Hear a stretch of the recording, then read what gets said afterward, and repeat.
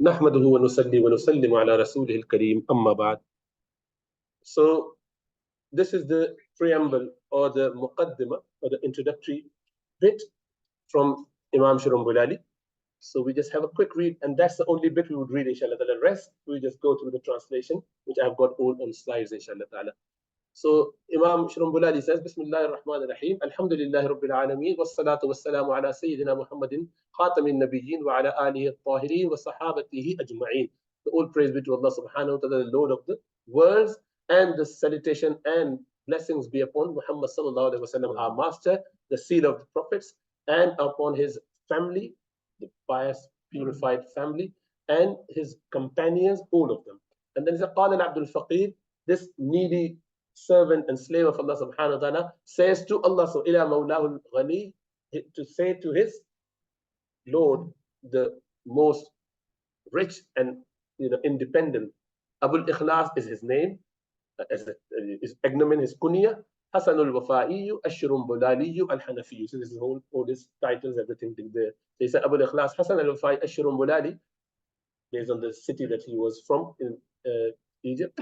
Al-Hanafi, this is his denomination from the fiqh. That person said, he's talking about him in the third person.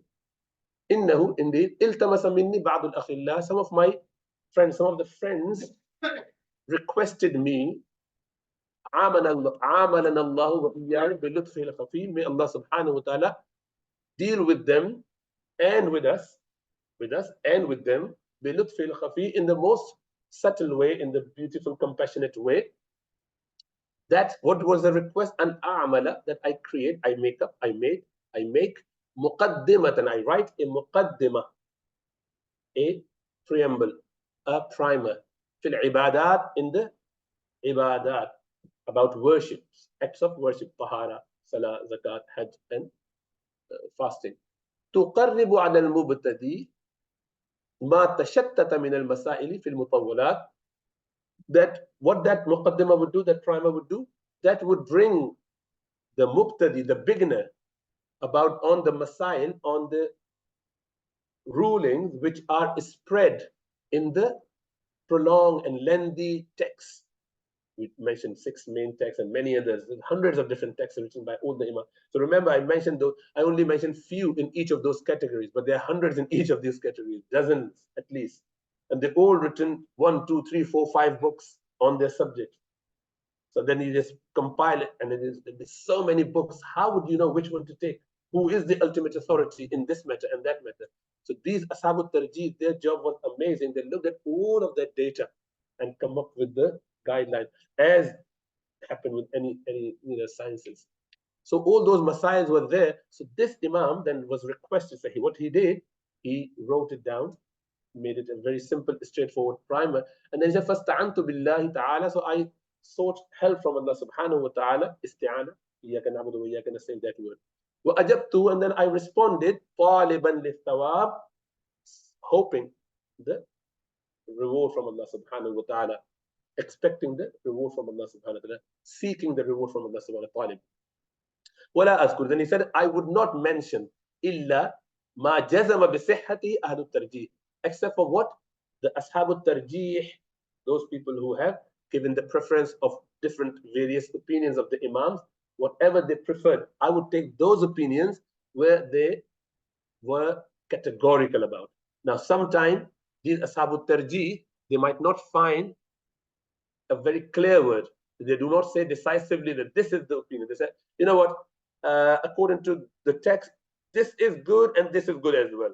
So they're not making it very clear that this is preferred over there. So I'm only going for the categorical, what they were very clear on with regards to the tarjih. If they preferred with a categorical word, as opposed to a little bit uncertain, not 50-50, has to be clear.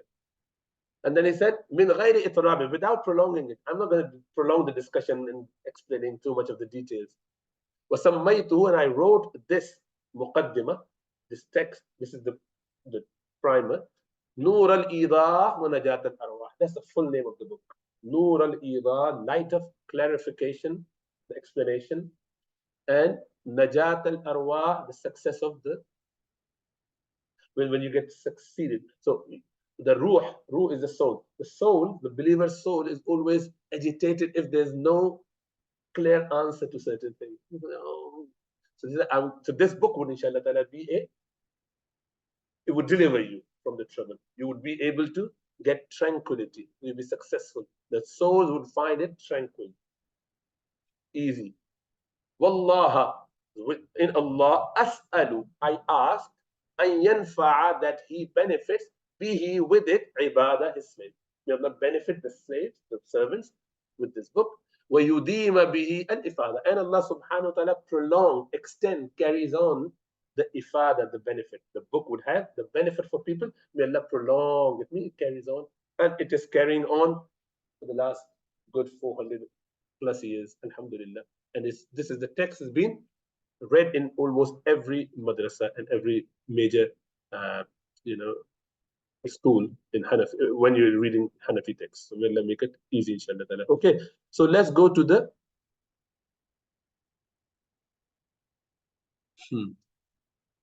where's 1B?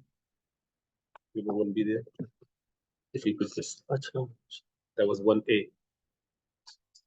1B. Yeah, okay. Yes. So that was what I did. I just made it into like small parts rather than whole big one. So that was the first part. Second part, we just go with some terminology, and that is this one. Yes.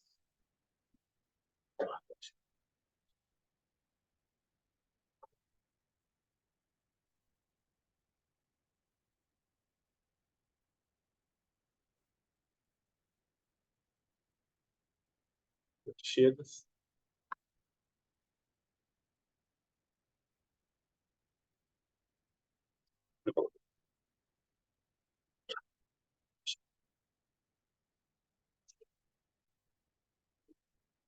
Mashallah.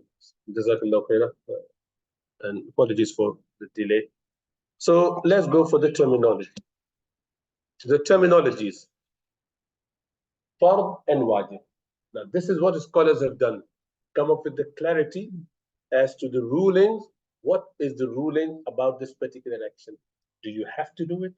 Is it okay? Is it disliked? It is haram? All of those terms. So first is fard and wajib. Okay, what is fard? Hanafis, out of 4 schools, are the only people who distinguish between fard and wajib. Other schools would consider fard and wajib to be same. Fard means, and wajib means compulsory, mandatory, obligatory. They would say they're one and the same thing. They're both same. Hanafis, on the other hand, they have a distinction. And the reason for that, I will clarify in a minute. What they say, what is fard? To know what is fard, you need to know what are the status, what is the level of authenticity and authority of a text. You get evidence. What is the level of this evidence? Is it decisive, categorical, 100%? Or is it 70%, 80%? More likely than not, but still can't be 100%. So there is this concept of having a definitive text and a speculative text. That's a common English word. It's a little bit maybe advanced word, but it's still English word. Definitive means something which is categorical. As we know here, that we are all sitting here, this is definite. There's no doubt about that. But there's certain things that might be doubtful. For example, if I say, today there was demonstration in Ilford, and I said, you trust me, but do you really know that there was demonstration today? Anyone? Maybe, maybe not. You may trust the person because hopefully he's not a liar, if you trust that individual. But you may think, maybe Dr. Saab is getting it wrong because he might have confused today for Saturday. There was Saturday's demonstration in UK, for example, in whatever. Where was the demonstration yesterday? Somewhere. Second? Central London, somewhere. So I'm saying, there was a demonstration today. So, is it really? Maybe he's right, maybe he's wrong, but it's a potential, it's a possibility, but not 100%. But if I said that yesterday, and you've been there, and you knew it, it's a definite. So that's definite. Saying again today is maybe, who knows? There's many demonstrations happening in the world, so who knows? You can't say for sure. And it may be right, and it may be wrong. So that's speculative, possibility, depending on the level of the individual, depending on the trust that you have on him, and many other factors. So the certain texts are categorical, which you cannot dispute, and certain are not. So based on that, Hanafis say, if something become must, based on a categorical text, decisive text that is firm, and something which come up with a speculative text, and it's more likely than not, but still shadow of doubt remain, we would call it wajib. And the practical distinction between the two is, if you reject the fard, you come out of the fold of Islam. You reject a wajib, you are still Muslim, although a major sinner. For practical purposes, you have to act upon both because they're both obligatory. And I clarify that with possible some example. Linguistically, fard means to decree. Whilst in the Sharia, it denotes that which is delineated in such a manner that no increase or decrease is possible. That's decisive, categorical. The command of a fard is communicated by a definite, qat'i text. In Arabic, we use definite. Definite means qat'i. Qat'a means something that cuts it. There's no possibility of adding or subtracting from it. That's done. That's it. Wherein there is no ambiguity, clear and specific. To act upon it and to believe in it is a binding. Wajib technically means, on the other hand, that which is established by a text of an ambiguous or speculative or one-knee authority, such as an allegorically interpreted mu'awwal verse, ayah, which could be interpreted in more than one way. I clarify that in a minute, but have a bit of look at this. Definitive, which is qat'i, speculative, which is ghanni.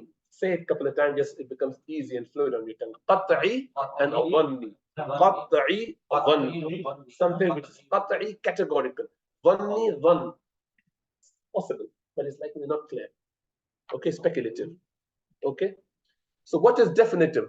What are the sources which are definitive? Quran. It's definitive. Is there any doubt that this is from Allah's, coming from Allah? No doubt.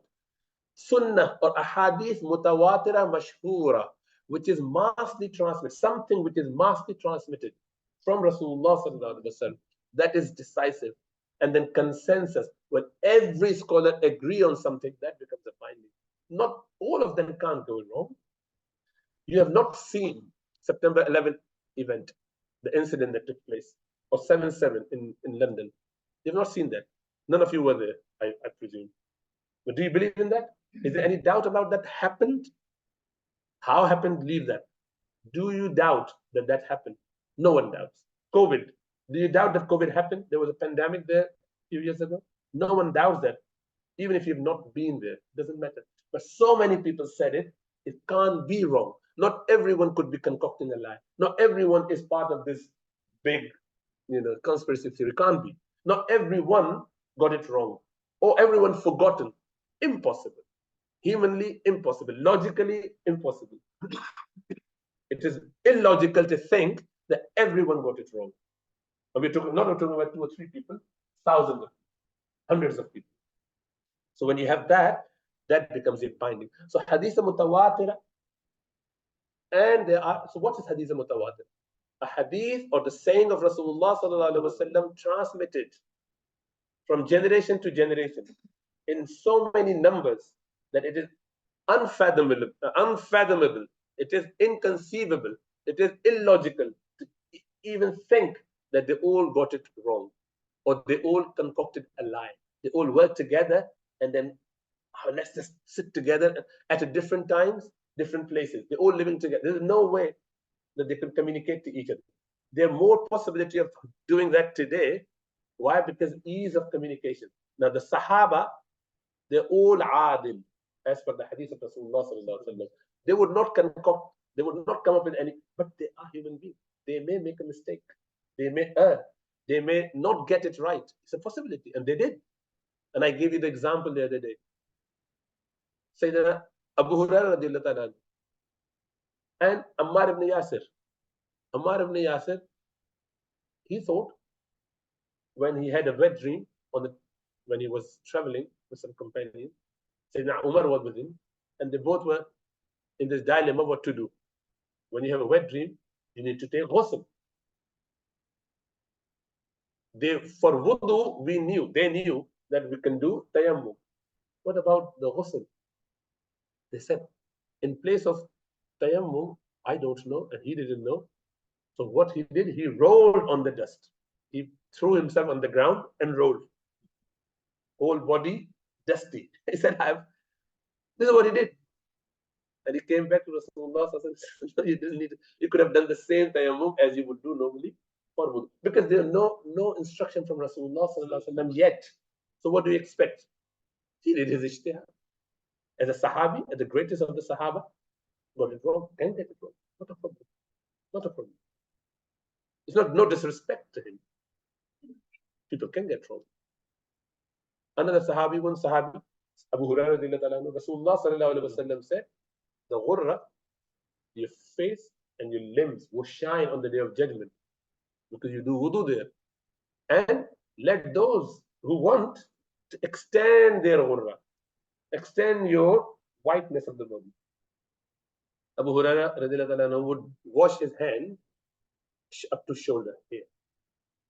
But every Sahabi did understand based on Quranic ayah up to the elbow. And he would do his feet up to knees, leg all the way up. He is extending literally. Whereas Sahaba understood that extension to mean, extend mean, do it, keep it all the time. Keep in the state of wudu. You understand that? So people can get wrong. It's not a problem. We are all human beings.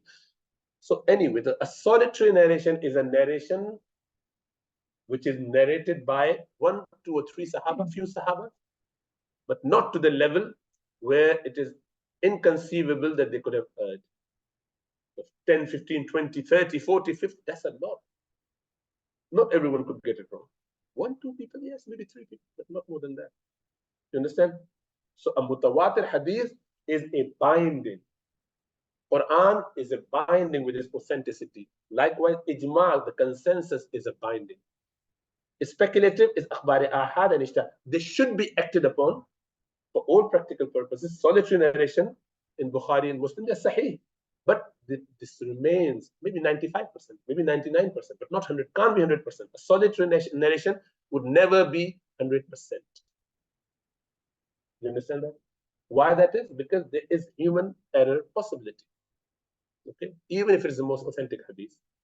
Has to be either mutawatir or mashhura or remains solitary. These are the 2 main categories. Now, this is with regards to the authenticity and authority of that text. There's another layer to it, which is the meaning. The meaning of the text. Is it so categorical that you can understand only one thing? Or is it more speculative? Could be this, could be that. For example, Allah says in Quran, فَصَلِّ, the Udhiyah time coming, فَصَلِّ لِرَبِّكَ وَانْحَرْ. O Muhammad sallallahu alayhi wa sallam, inna a'tainaka, we have indeed given you, a'tainaka, you al-kawthar. We have given you this kawthar, the khayr kathir, a lot of barakah and blessing. We've given you enough, a lot of favors. And that kawthar there in Jannah as well. We've given you a lot. Fasalli. So, for thanking Allah subhanahu wa ta'ala, pray for your Lord, to your Lord.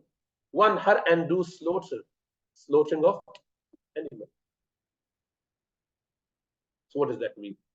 Rasulullah sallallahu alaihi wasallam has been commanded by Allah subhanahu wa ta'ala to thank Allah subhanahu wa ta'ala through prayers and slaughtering. So is this slaughter fard? Or do you think it could be something else? It's fard, isn't it? Command from Allah subhanahu wa ta'ala. Is it fard on Rasulullah alone or by extension on Ummah? Everyone. It's directed to Rasulullah sallallahu alaihi wasallam in the Quran. Definitely definitive with regards to authenticity, but the meaning could be more than one interpretation. Is it for Rasulullah sallallahu alaihi wasallam every year or only once in the lifetime? Is it on Eid al-Adha or every day, every week, once a year, 5 times a year, 5 times a day, 100 times a day? every second, every minute. All are the possibilities, isn't it? So based on that, there's difference of opinion. Some Imams would say, well, all of the Imams other than Imam Abu Hanifa. Imam Abu Hanifa considered that to be wajib on all ummah. Other Imams say the slaughtering of the animal once a year is not wajib upon everyone. It is sunnah, it's mustahab, it's good action, but not wajib. Is that legitimate difference, do you think? Can the text be interpreted in both ways? Because they say it is for Rasulullah sallallahu alaihi wasallam, fard, not for us. Imam Abu Hanifa says, since the text is categorical and it is open to more than one interpretation, we can't make it fard, although the text is categorical.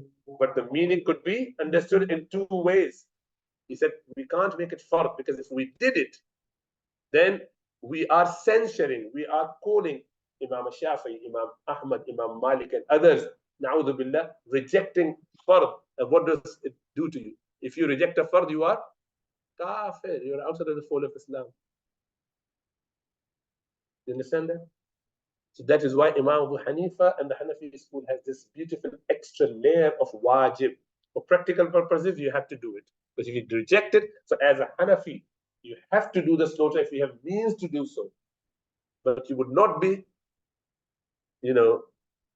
coming out of the fold of Islam if you say, I don't accept it, but you'll be sinful. But for others, they do not follow this methodology. They have not subscribed to this. It's not sin even for them. They have their own ijtihad. There's no wahi for Imam Abu Hanifa to say this is right and that is wrong. But he, according to his tools, considered it to be. And what is his tool? His tool is, he said, if it was only sunnah, as you say, the other Imams, the Hanafis would say, then why Rasulullah sallallahu alaihi wasallam censures and rebuked those people by saying the hadith, Man kana lahu sa'a, whoever has the means to slaughter, an yudahiya, that he could slaughter an animal on the Eid day, Eid al-Adha, he meant. Walam yudahi, and yet he didn't do it. La yaqrabanna musalla. Let him not even come to our prayer place. Out. Don't join us for our Eid prayer. We don't want you to be joining us. Why would Rasulullah sallallahu alaihi wasallam rebuke someone who didn't do it if it was only sunnah? Or Imam Shafi'i, or Imam Ahmad, or Imam Malik? This is what Hanafis would say. They would have different arguments. I'm not going to give you those arguments. That's their explanation. They would respond and rebut all of that. But that's their tool.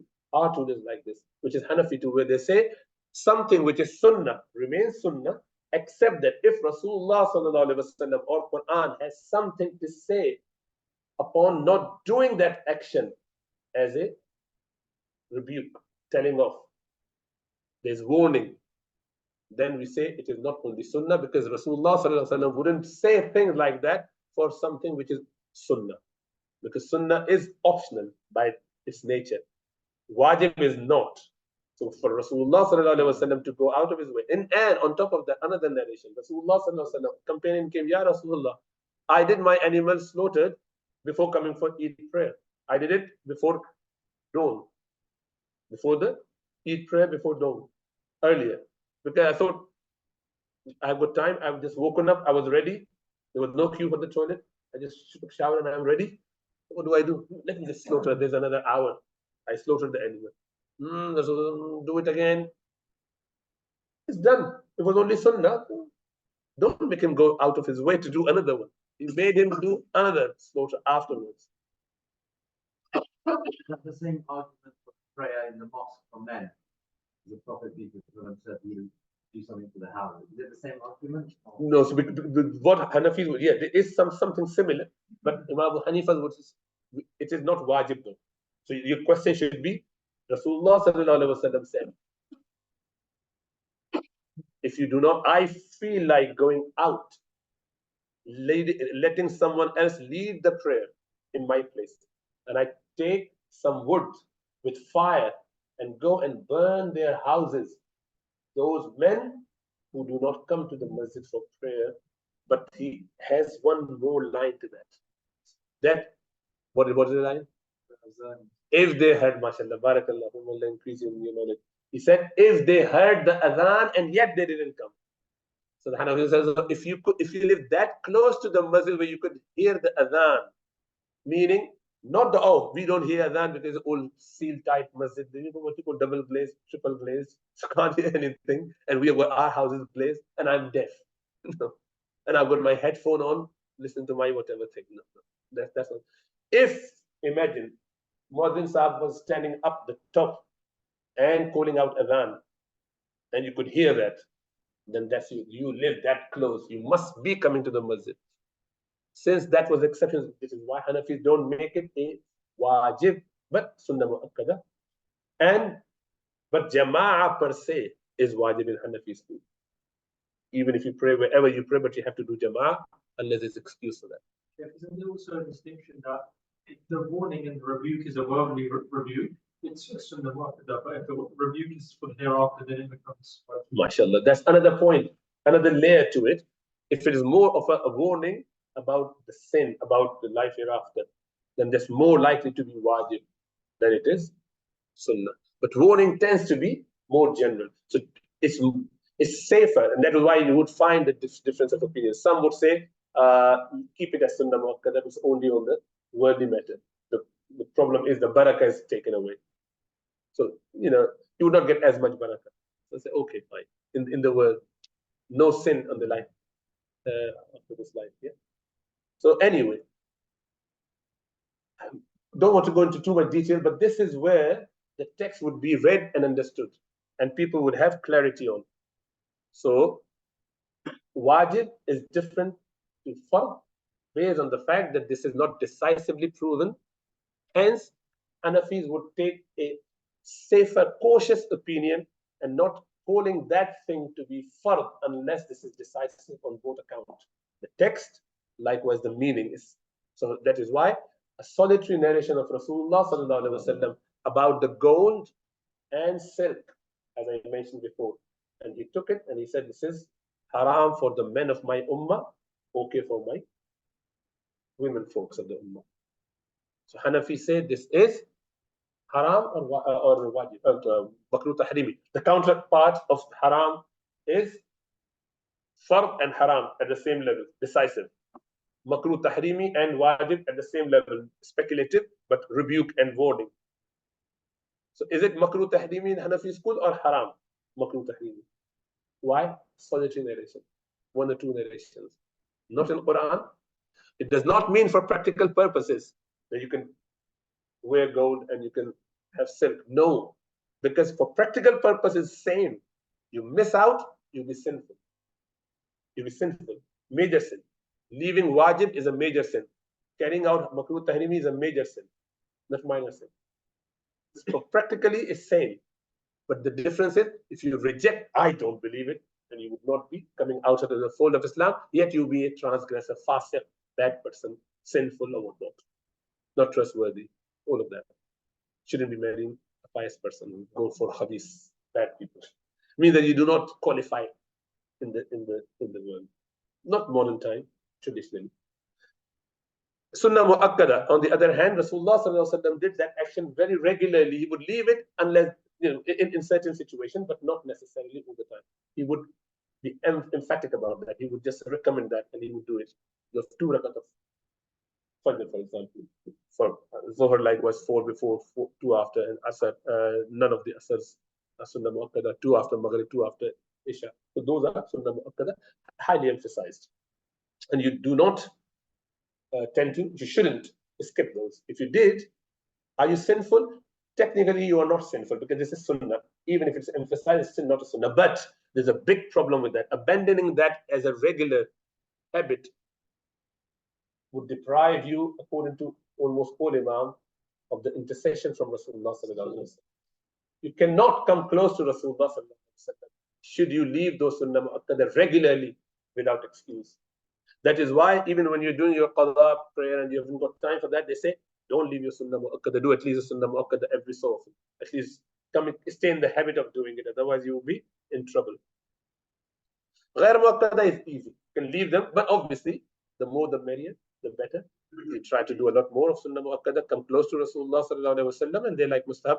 And Rasulullah sallallahu alaihi wasallam would expect us to do that. And likewise, adab are very important as well. Adab are the manners and attitudes and it. So this is extremely important. And the flip side to that is haram. Again, that demand is categorically transmitted to us in an unambiguous text. No doubt, categorical haram. Okay? For example, eating the flesh of a dead meat. In Quran, clear cut, and no true meaning to that. And makruh, then Hanafis would have two categories: makruh tahrimi, makruh tanzihi. Makruh tahrimi, others would not have that distinction. We have that. Why we have that? Again, the same thing: decisive and non-decisive. Makruh tahrimi is something which is very close to haram based on speculative proofs, and tanzihi is mildly weak. It is counterpart of sunnah. So makruh dislike, tahrim is severely disliked, and over there is mildly disliked. Men praying without covering their head, using toothpaste in Ramadan while you're fasting. Mubah is something which is permissible. Majority of this stuff is permissible, sitting whichever way, lying whichever way, eating whichever clothing, whichever color you like, up to you. Okay. No condemnation is shown upon its commission or omission. Both ways okay. But we discussed that this afternoon. With your good intention, you can make that mubah into good action. And with bad intention, you can make that mubah into bad action. If you're neutral with your intention, no reward, no sin. You make that mubah into good deed to attract reward, having good intention. That is where the innamal a'malu binniyat comes handy. Actions are judged by intention. So I'm sleeping so that I can get enough energy for my Fajr prayer, or Tahajjud prayer. So your sleeping becomes an act of ibadah. You get rewarded for it. I don't want to listen to mom. I would rather, but I did it in order to please my mom. That extra action, which was not a command from her, but I know that she'll be happy if I did it. See, she never demanded that I should wash my plates, but I did it today. She's happy. Could go for your wife, which may be your obligation on you anyway. And that depends where you are in your career of marriage. Early stages, still be okay. A little bit later, that's an obligation. Just joking. Yes. How do you qualify mubah and layan, just for explanation? So mubah is an action which is permissible and there's no blame, and it would never lead you into sin line. It is not connected to the sin line, although it's permissible here. La ya'ni is a very important point. La ya'ni, Rasulullah sallallahu alaihi wasallam mentioned, min husn islam al-mar'i tarkuhu ma la ya'ni, from the perfection of and the beauty of the faith of men, women, human beings, is refraining from la ya'ni. La ya'ni, that does not, which does not concern you. Something which you are not, you don't need to know. Something which is not none of your business. Something which you would not reap any benefit of. So, no, what did you have this afternoon? What difference would it make to me? What you had in the afternoon? You see what I mean?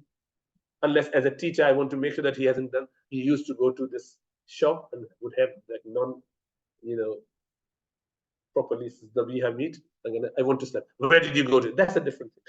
Generally, why do you want to know that? Oh, you went to your friend's house last week and you told me what happened there.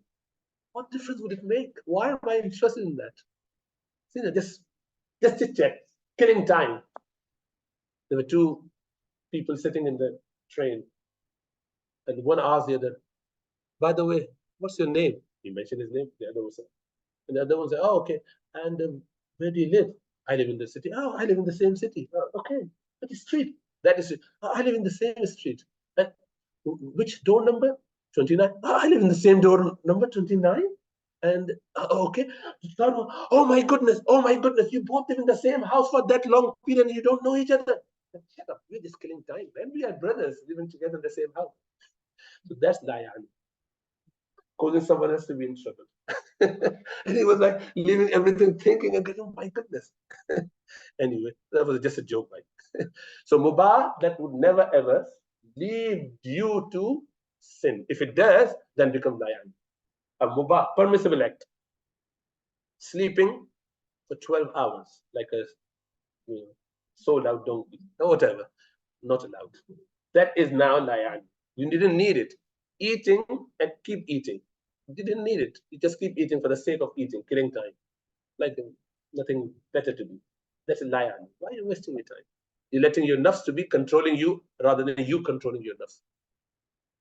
So mubah action, when it leads to potential sin, could lead to potential sin. Of what?